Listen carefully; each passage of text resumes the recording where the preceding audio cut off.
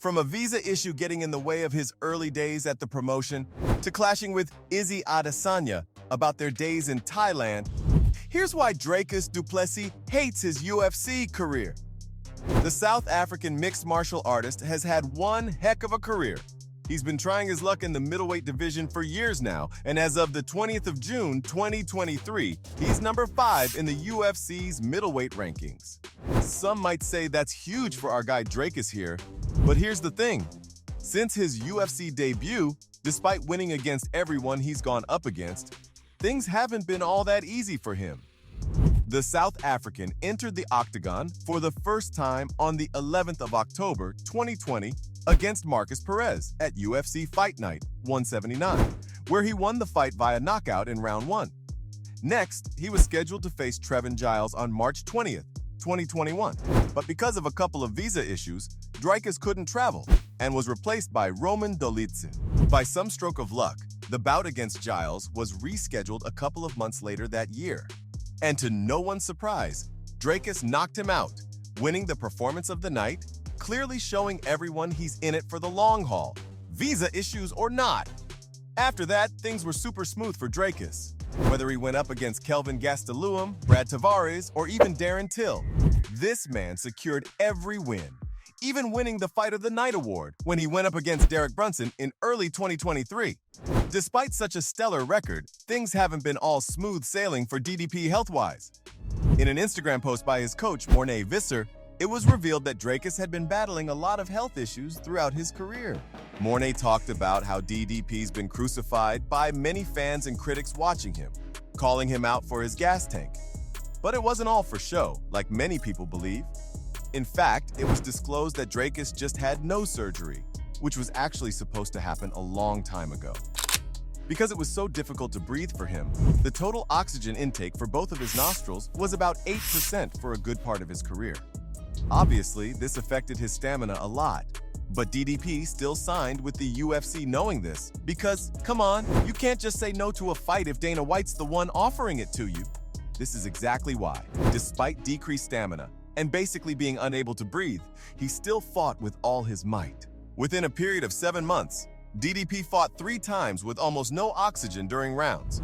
And now that he's got his surgery, hopefully, he won't have to rely on the gas tank people keep calling him out for. When you think about how much he's had to struggle and still have everyone doubt his capabilities, I guess it makes sense for Dricus to want to look the other way. But with his bout against Whitaker creeping up behind him, what if DDP gets back on track once he wins? The Octagon's all set to see former UFC middleweight champion Robert Whitaker and Still Knox get it on at UFC 290, but the only question is, how bad do these guys want to win? While Robert's making sure that he's got his eye on the ball ahead of his upcoming bout with DDP, the South African's also looking forward to cranking up the heat. Because once this bout happens, whoever wins will go up against Israel Adesanya.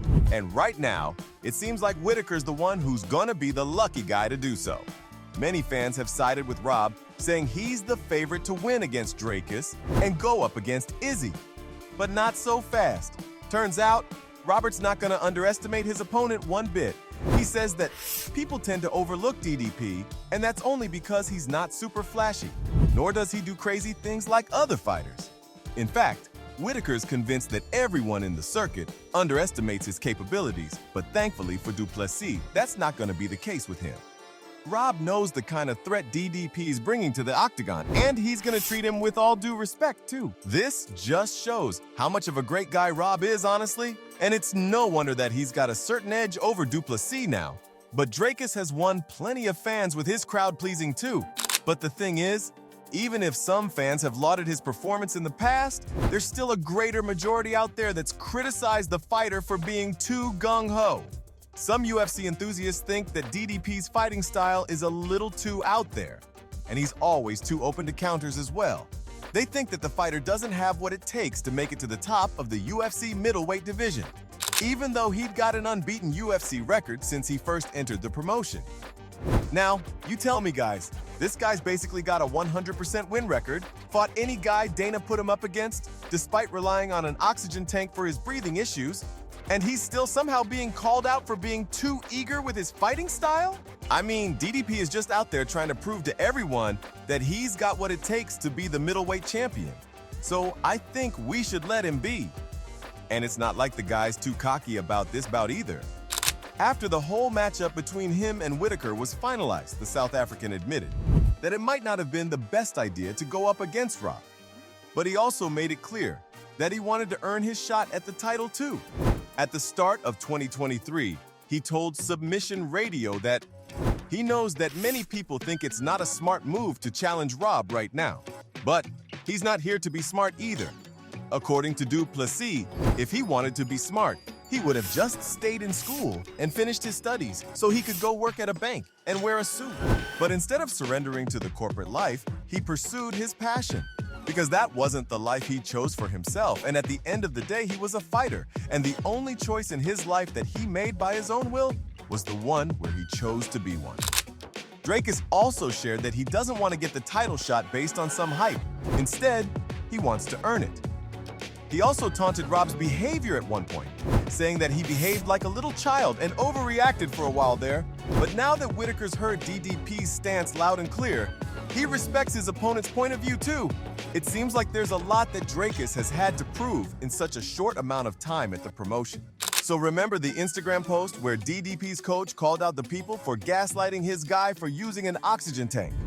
Well, in that same post, he also came after Izzy, who's apparently got his own beef with Dricus.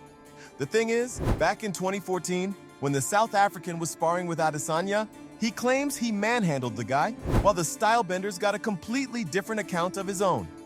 Izzy recalls that he was bettered in the grappling department, for sure, but still picked the South African fighter apart when on their feet. Because back then, Adesanya had nothing. All he knew was kickboxing, and he was coming straight from China too, so he had no MMA, nothing else, just his kickboxing skills to rely on. He recalls that while he was MMA ready, no doubt he wasn't sharp enough, and ultimately was very blunt with his jiu-jitsu. But since this was such a long time ago for him, the details of them sparring together are a little hazy to him.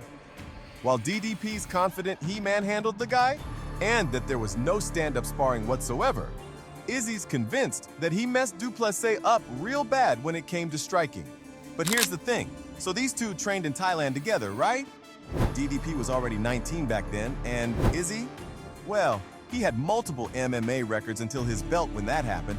So while it would make sense for him to absolutely crush the little guy, that's not exactly what happened. Even Dricus admitted that Izzy claiming that he beat him in sparring was sort of like him saving face. But the truth was that not once did they ever do striking together. Whenever they sparred, they only grappled and wrestled, and that was it. The pair are also notorious for beefing over who's the true African fighter. So maybe that's another reason why DDP's sick and tired of being treated the way he is. And there you have it. From clashing over Izzy Adesanya about their days in Thailand, to a visa issue getting in the way of his early days at the promotion, this is why Dricus Du Plessis hates his UFC career.